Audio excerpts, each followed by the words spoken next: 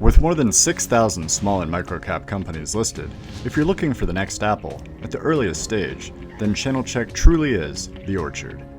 The listed companies support ChannelChek, so it's free for you, the potential investor, to gain access to institutional quality research from FINRA licensed analysts, advanced market data, industry reports, news, and a growing catalog of videos and webcasts. Make sure to subscribe to our YouTube channel and register for ChannelChek so you're always up to date on what's going on at the small and microcap data place.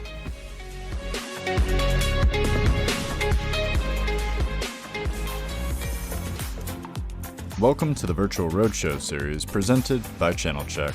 This Roadshow features Kym Anthony, CEO of Avivagen, OTC ticker symbol VIVXF, TSXV ticker symbol VIV. Following a formal presentation, he is joined by Joe Gomes, Senior Research Analyst for Noble Capital Markets, a FINRA-licensed SEC-registered broker-dealer, for a Q&A session featuring questions that were submitted by the live audience. You can find Noble's research on Avivagen on channelchek.com or by clicking the link in the description. With that, I am pleased to present Kym Anthony. Thank you very much. Appreciate it. Welcome everyone to a short presentation on Avivagen. Next slide. The first thing I have to do, of course, is obey the commands of our lawyers and produce the forward-looking statement disclaimer. Next one.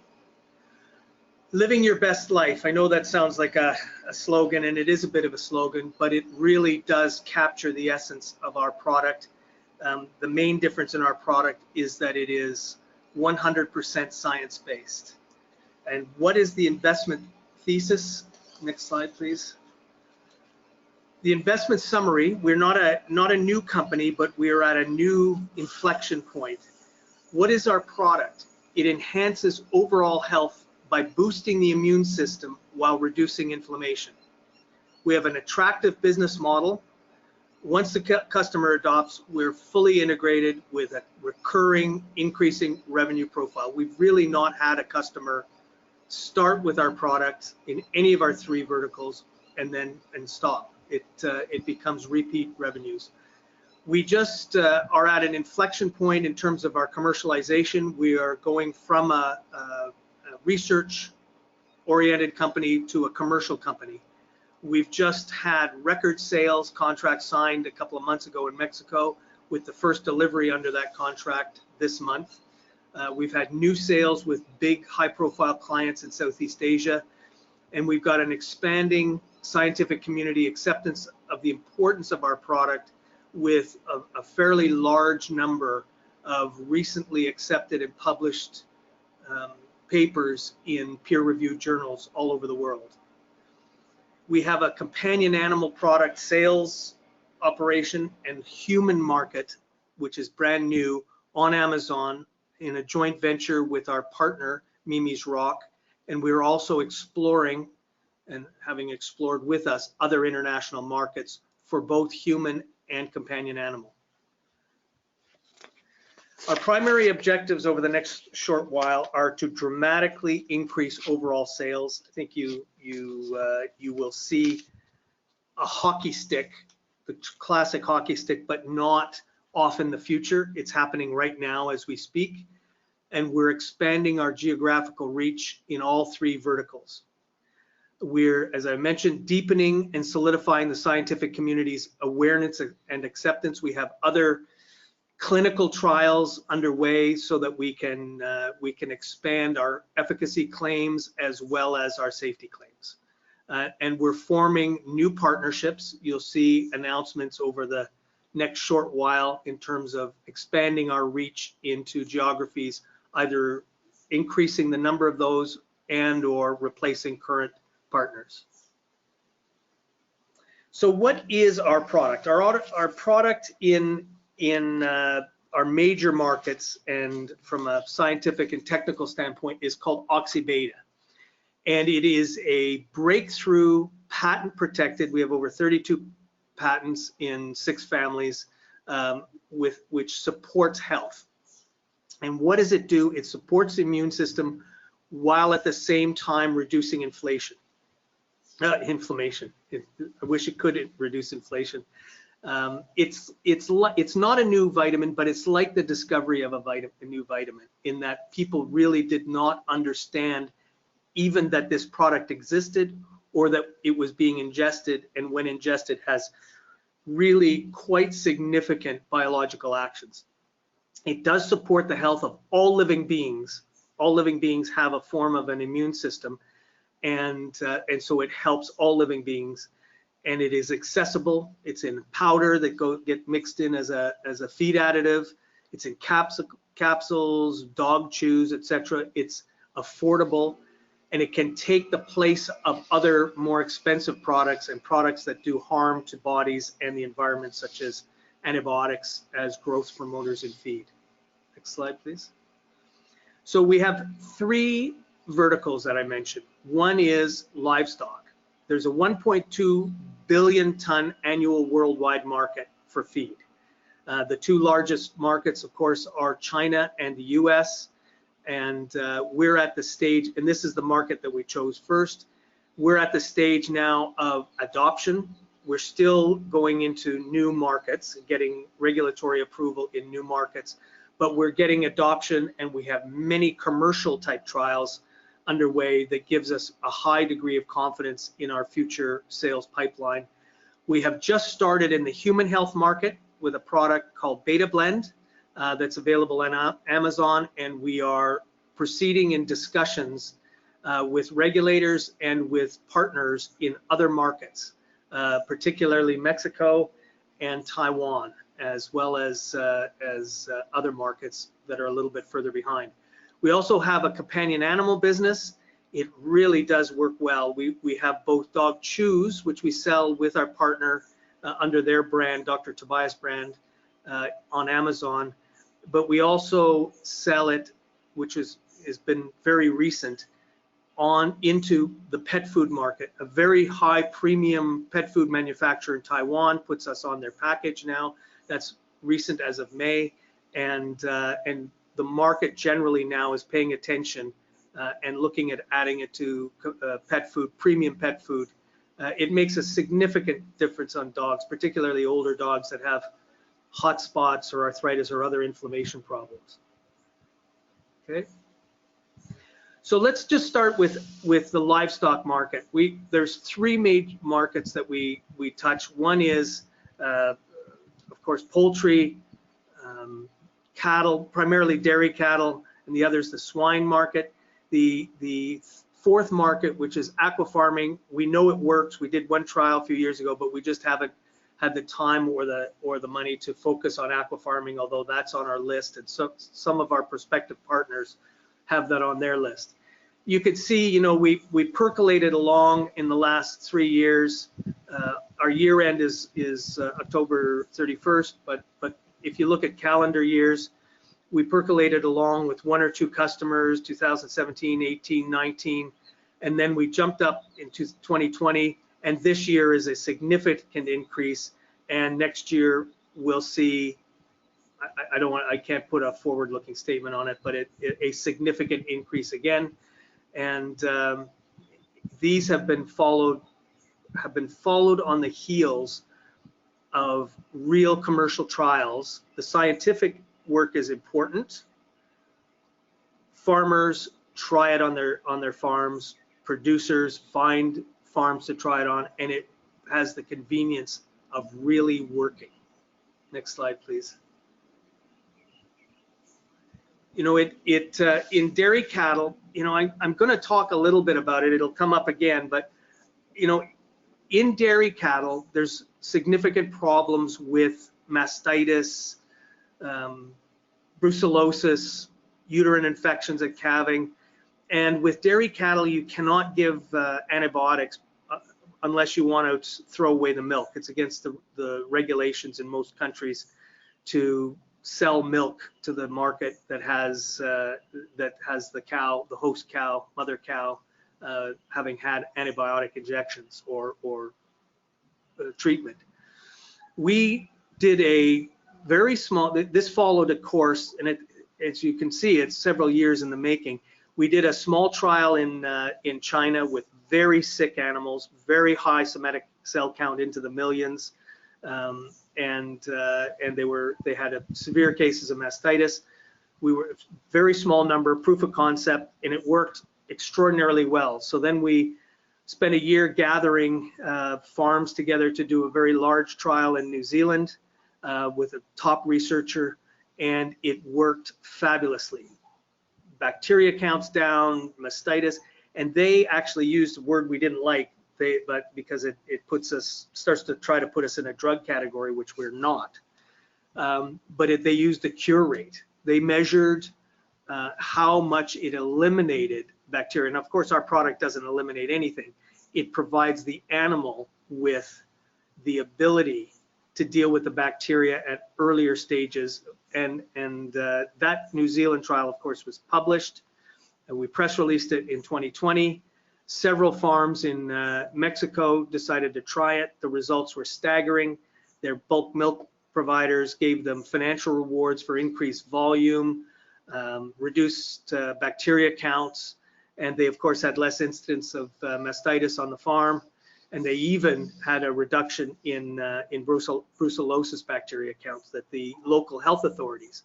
That got published in the press, and the health authorities sent around an article about it to all the trade associations. As a result, we've had and we're still in the middle of it, an extremely aggressive adoption process and trial process in Mexico, and that's spreading elsewhere. We've done many trials all over the world with swine. It helps the mother sow, which is a market for us now in Thailand. It helps the piglets. You can get basically the same results as you do by giving antibiotics in the feed without giving the antibiotics, which is hugely beneficial. On poultry, you reduce, again, we're not reducing, we're enabling the animal to dramatically reduce the Clostridium perfringens group, necrotic enteritis. We see improved performance even through the vaccine period.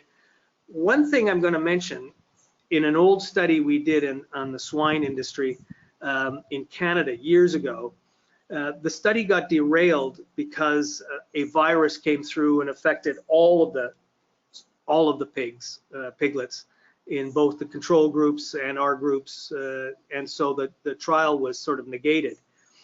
But we went back and looked at the data, and the animals that were on our product survived the virus at a much higher rate, much better production, much better day per gain. So the trial itself was scrapped, but the actual data showed that our animals overcame the viral infection significantly better, having had our product.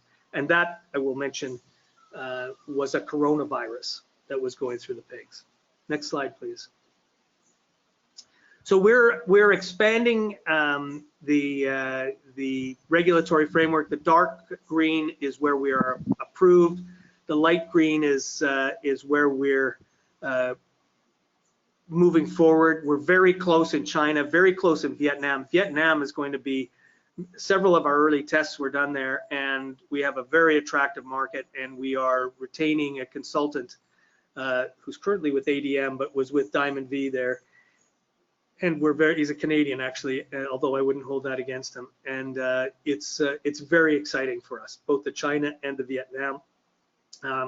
We've not gone the route in China. We had done it a few years ago of having a partner, and there was the normal not positive experience, and we are talking directly with some help to end customers in China, and many of them are people that were, not many, several of them are people that we're already selling to in Taiwan.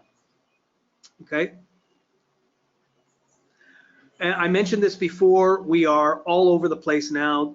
You know, there's at least 6 peer-reviewed journals, and this is not the normal, you know, hey, I got a couple of friends that got, you know, their dogs did better type thing, type product.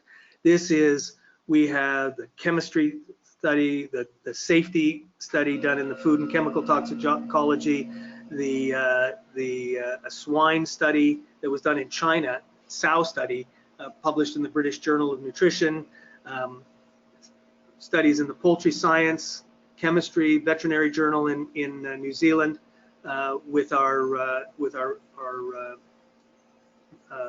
dairy cattle study, the mastitis study.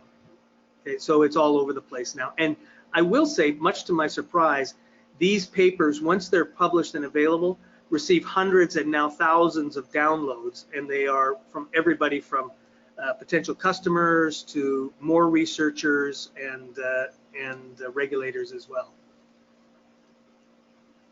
So in the livestock market, we are in midstream on a whole series of news events. We met yesterday with a very large producer that covers 65,000 dairy cattle in a cooperative in northern Mexico. Late last week with one of the largest poultry producers, broiler producers.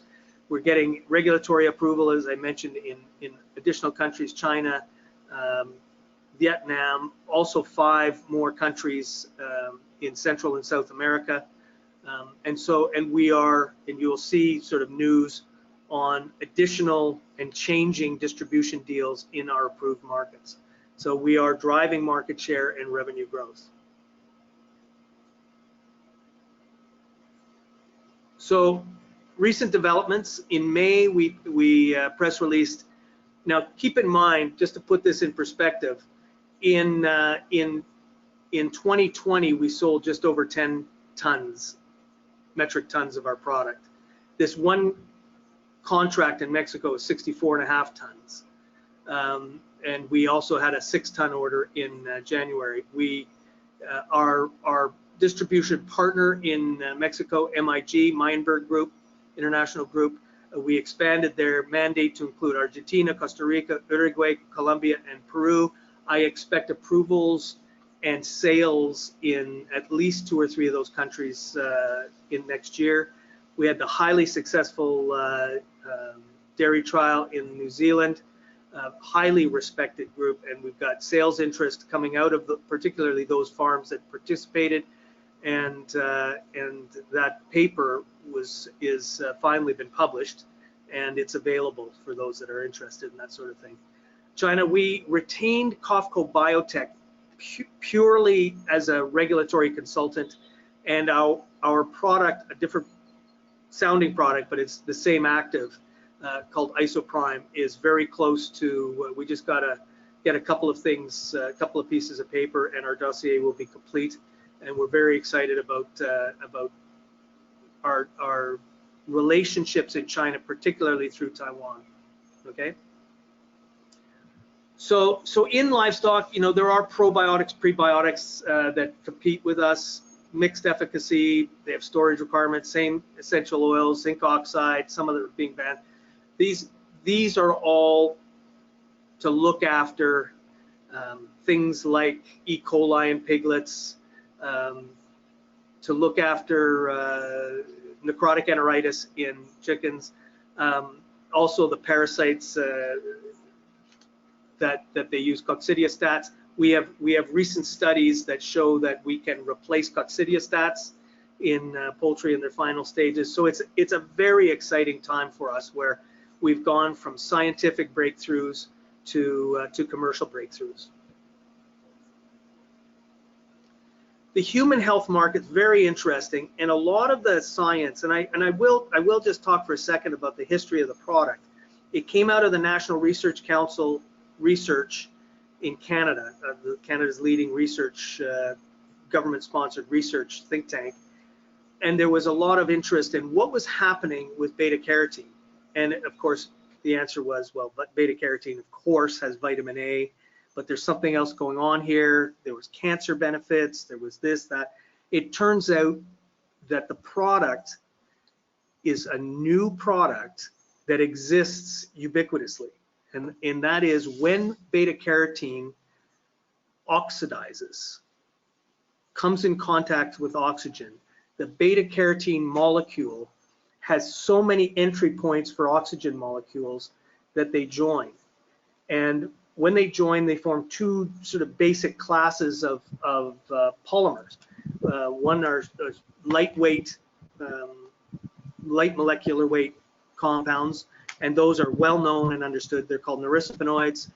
and they don't have any biological action that we know of, but they're the smell of a rose, flavoring agents, but 85% of what's formed when you oxidize beta carotene are long string polymers and copolymers, and those long string polymers are like snowflakes, and that there's hundreds and thousands of different combinations, but they're all basically the same molecules, oxygen and beta carotene.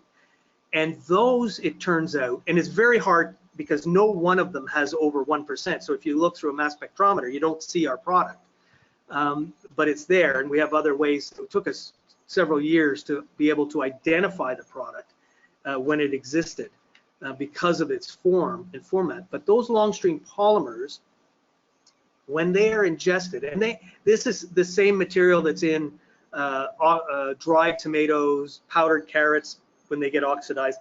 Keep in mind, in our product, there is no beta carotene left. It's 100% oxidized. So we start with 100, say, kilograms of beta carotene crystals, and we end up with 115 to 120 kilograms of our product. The extra product being the oxygen molecules binding. And the benefits are twofold. When you ingest it, it takes 10 to 14 days to have its biological action, but there's two things that happen. One is the toll-like receptors in your body increase, and you can see it under a microscope, increase in their definition. So those are the sentries on a wall identifying bacteria or viruses, any pathogen. They are higher on the wall, and there's a multiplicity of them. They multiply, and so you have TLR2s, 4, 6, and they identify different forms of pathogen. So the body reacts and sends the appropriate response quicker and with more specificity. That's why we call it priming the immune system. It doesn't activate it, doesn't agitate it and waste energy, but it primes the lookout sentries to identify pathogens earlier, and it really works. The other, on a cellular level, it decreases inflammation. So you hear of the inflammatory storm with COVID, or chronic inflammation like arthritis or other forms of it. As I said, hot spots on dogs, but arthritis is a good example. It severely dampens that. I mean, it's a multiple of effectiveness over glucosamine or other traditional natural products. But you can actually see it at work in the lab, and so the benefits to the human are increased health, decreased exposure, if you will, internal exposure to pathogens, and decrease inflammation. Okay, Drew? So we started this spring with Dr. Tobias, who's one of the largest nutraceutical companies on Amazon in the US, and it's called Beta Blend. And I take it, and I can tell you it's made a huge difference for me. They rejected, of course, the name Wuhan Wall, but you know, it was not designed for COVID, but I can tell you from anecdotal only evidence that this really does help the immune system. We are currently in discussions with new partners in new jurisdictions to expand our sales reach and to get it on to shelves in those regions. Okay. The companion animal market, it really works. If you've got an old dog in particular, the dog chews, again, it takes a couple of weeks. If you've got a dog that's starting to get stiff or have arthritis problems or has hot spot on their coats, or just a general immune thing, this is a fabulous product. And it's so much so that a company called Fuso in Taiwan has put it in their pet food. It's right on the packaging, and that's caught the attention of companies like CP in Thailand. For those that don't know, CP is the largest feed distributor in the world, bigger than Cargill, and they're starting to do tests with their companion animals, and it's a way for companies like Fuso to enter first into the pet food market, and then they have a very large livestock business, and we're hopeful with that. So with companion animals, as I said, we have a joint venture in Canada and the US with Mimi's Rock, the Dr. Tobias all-in-one chews. And in Taiwan and Mexico, we're selling it under our own VIVImmune brand. And it's received a very positive reception. Mexico, we're going through formal regulatory approval, as we did in Canada and the US, and Taiwan. So it had been sold sort of on an exception basis in Mexico, and we're working with a partner who's doing a trial, and we've applied for regulatory approval there. Okay.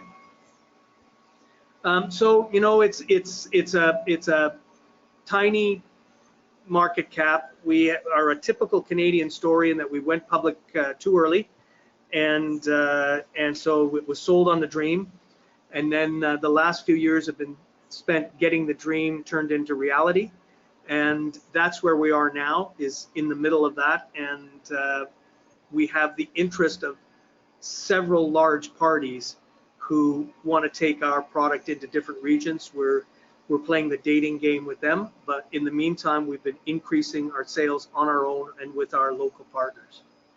And with that, I just mentioned upcoming milestones. We've had record sales contracts, new country approvals.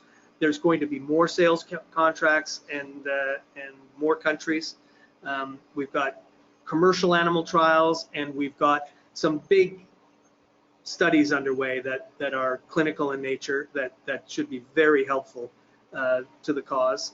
And we're continuing to look at new partnerships and reassess those that have been in place. Thank you, Kym, for that informative presentation. I am Joe Gomes, a Noble Capital Senior Analyst who covers Avivagen. Here are the questions I've selected from the audience, as well as a few of my own. So Kym, in May, you guys terminated your exclusive U.S. sales and distribution agreement. Can you provide some detail on the status of finding a new partner there? Yes, we terminated that agreement. You know, I'll just give you a tiny bit of history, not to bore people with too much detail, but you know, it was fairly common knowledge that we had a detailed discussions and with Cargill. They did a lot of tests that were very successful. The scientific team that was on them left them en masse and formed their own company, which was CSA, and they came to us and we did a deal with them. They are better consultants and scientists than salespeople, and we had started discussing with several other partners. Part of the requirement of those other partners is that we had to clear the deck so there could be no possibility of any legal complications with the new partner. So with that, I would say when we have a new partner, we'll announce it, but we've been in serious discussions with more than one, and so we're not far away. That's great. Now, you mentioned in the presentation about your 4-ton per month order in Mexico that was with shipments that were to commence this month. Can you talk a little bit more about that? How's that progressing? You know, do you see even further potential to grow that even at a greater rate? Any more color on that would be appreciated. Sure. One of the things we did was we joined the two largest trade associations, feed and producer trade associations. One is AMEPA, based in Mexico City. One is ANFACA, based in Guadalajara. The fellow who is now the president of AMEPA is Raul Troyo. He runs a company called Transformadora, and they announced a contract for 6 tons back in January.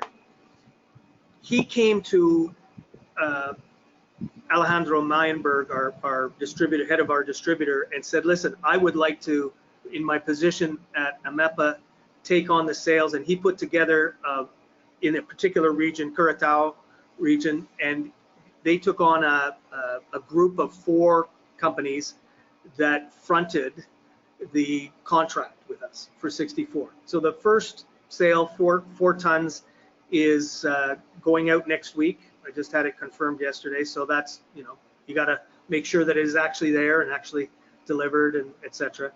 And then after that, 4 tons a month. He did a trial at his own farm, Transformadora, about 6-8 months ago. And he's been using the product since then in his own operation. And he claims, and this is not a scientific study, but he claims, and he's been in the business for 40 years, he claims that he is saving 8% on his feed bill. So he's a evangelist now. And he believes that he'll be able to take his sales contract and expand it. I don't want to tell you the numbers that he's told me because that'll get into people's heads, but it's significantly higher than 4. And we're talking to other groups in other regions of the country. So in Mexico alone, we could be quite a significant player. Fantastic. And it kind of in relation, you also announced an initial 200 kilogram order for Western Mexico. You know, could you also give us a little update on that, how that's progressing, what could be the potential here? The potential is about 1.5 tons a month. They are a small entrepreneurial group that covers a large number of producers with other products, and they're early days. They're having good success with commercial trials with their customers, but we'll see. I expect that to be a bit of a slower process, but the potential is quite significant. Thanks for that update. And you talked a little bit about Southeast Asia. You know, you had made a sale, I think it was into Thailand earlier this year. Wondering if you might be able to talk a little bit more on, you know, the Southeast Asian market. Yeah. Southeast Asia is very interesting. I mean, who would know? I mean, I know, but who would know intuitively that Thailand, for example, is, you know, 30 years ago, Thailand people were hungry. Now Thailand is one of the major producers. They supply their own market. They supply swine to China, and they supply poultry to Europe. So they've got EU inspectors crawling all over Thailand, making sure they conform to their regulations. Quite an amazing turn over 30 years. And they have some very large producers. Of course, the largest feed company, they also are an integrator, they own their own production, is CP, which is based in Bangkok, and they're larger than Cargill as a feed producer and distributor. It's staggering. But they also own production. Gosh, they own the largest swine producing operation in Canada. They own huge operations in China, as well as elsewhere in Southeast Asia. But that's a very important market, and the player that started with us at the first week of May, they had done almost a year of trials on their swine operation, sows, piglets, starters, growers, and now they've started using us in a couple of their smaller customers. So they've become a customer, and now they're doing it. They're trying it with their poultry customers. So they're very well known and very well respected. So they've become a market leader. And just the knowledge that they're a customer of ours has changed the tenor. Vietnam was everybody don't need to tell people what a mess it was. You know, not just from the war, but from the harsh communist takeover. Well, now Vietnam is becoming a major supplier to China. They expect to be, they're approximately the same size as the Philippines now, where people know that we sell 10 tons a year, or just under 10 tons a year into Philippines. A couple of our early very successful trials in swine were done in Vietnam. The regulator there that handled our approval and those early trials is now a consultant to us. You'll see an announcement over the next, hopefully the next few days, maybe the next week, of hiring somebody to be a consultant for us for that market and other Southeast Asian markets. So it's an interesting thing. The more severe the environment, the more challenging the environment from a bacteria standpoint, it's sort of clear that the animals need something, whether it's antibiotics, which we don't want to go, or our product. And the results are extremely good. And that's why we started with a sale of 50 kilograms to UNACO. and now they're buying just under 10 tons a year, you know, and we just had another presentation to their customer base last week as they're moving from swine and adding poultry customers. So Southeast Asia, you know, we got approved in Taiwan, we got early on approved in Thailand, and we've been slowly ramping up, and you know, it is hard, it is hand-to-hand combat in these areas, but we're making, and every time you make a sale, it makes it easier to make the next one. Right, that's right. So you mentioned this a couple of times, the regulatory approval process, and wondering if you could kind of go through the steps of what you need, the hoops you need to jump through on this approval process. What's the typical time? You know, I understand it, you know, it's different for each country, but you know, how long is that process? And specifically in China, you know, what else do you need to put into or complete to be able to present that to the regulatory authorities, and you know, how long do they normally take to make a decision? Well, first let me say there is no one typical regulatory framework.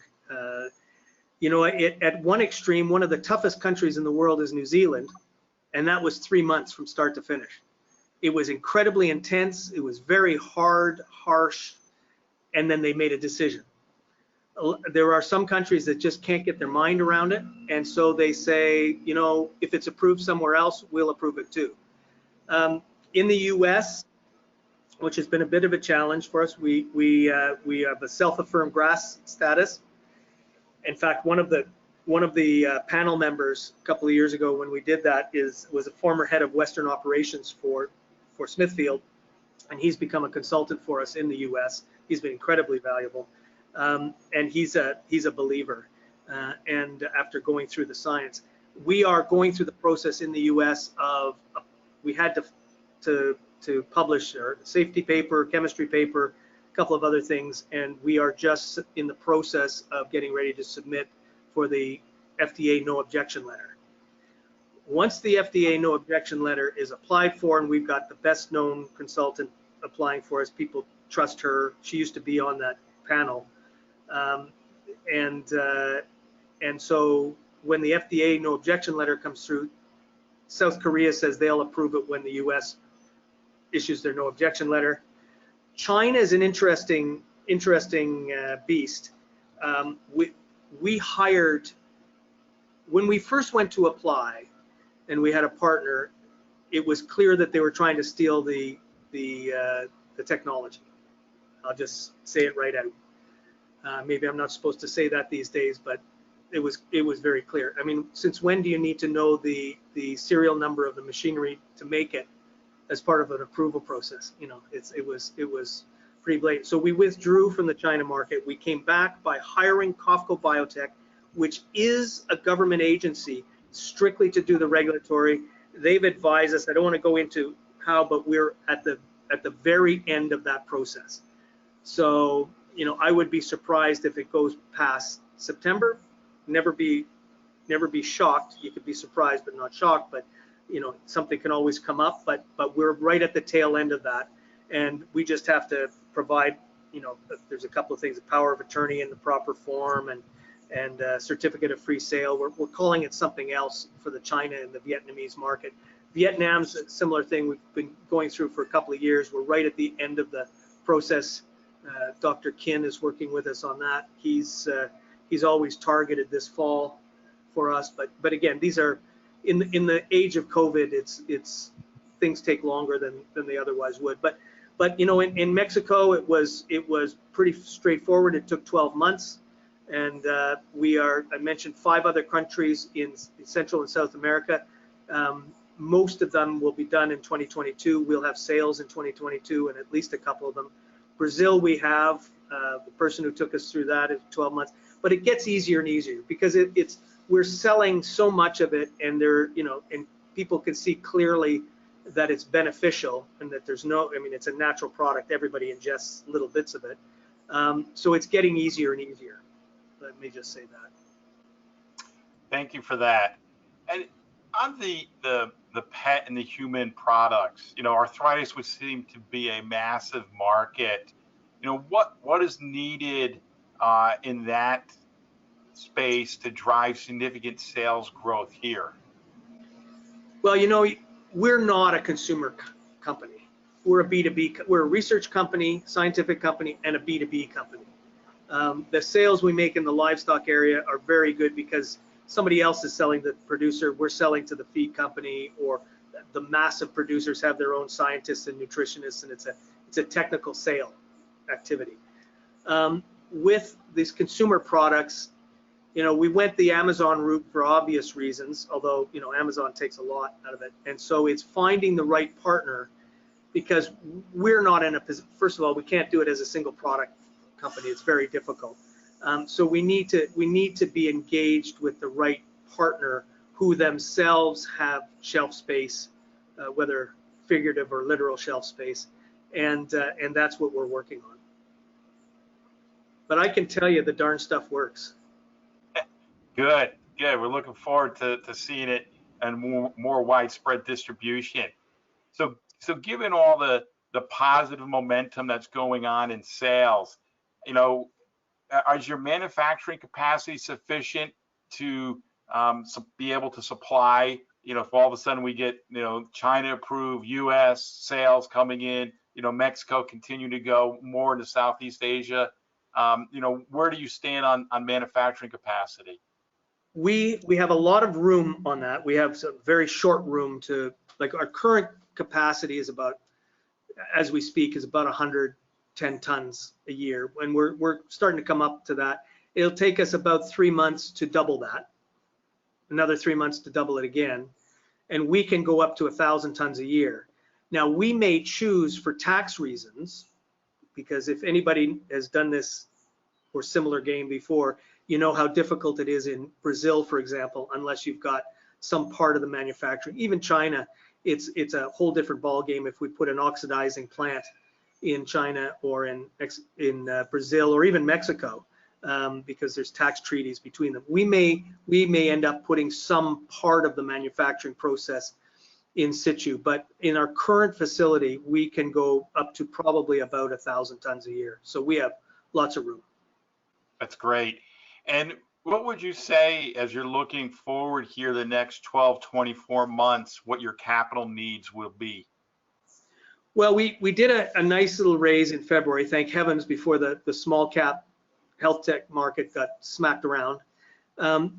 We have lots of uses for capital.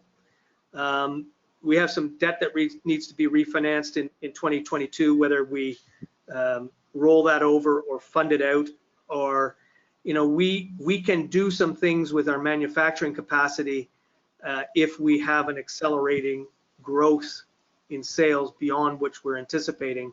We can raise capital for facilities, or even backward integrate in some respects into those facilities at a faster rate. So there's if we did knock the cover off the ball and get recognized in the market for it, there is uses for capital that can increase our margins, or alternatively allow us to lower our price while maintaining our margins, which would then be a self-fulfilling virtuous circle.